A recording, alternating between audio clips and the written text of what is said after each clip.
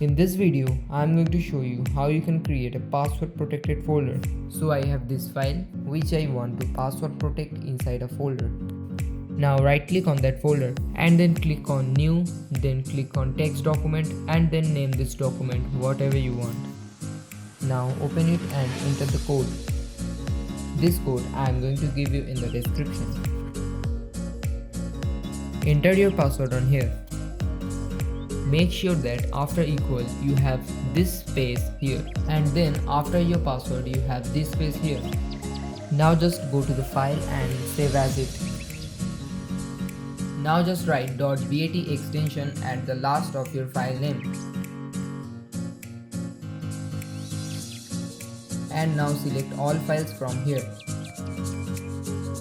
Click on save.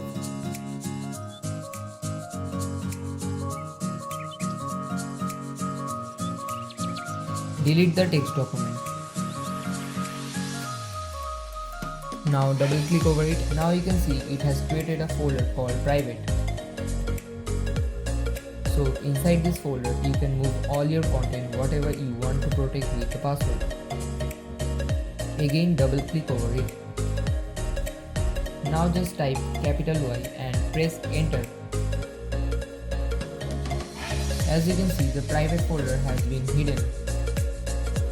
Again double click over it, and here you just put your password and press enter. So now you can lock any folder without any software. I hope you enjoyed this video. Please like, share and comment. Don't forget to subscribe my channel.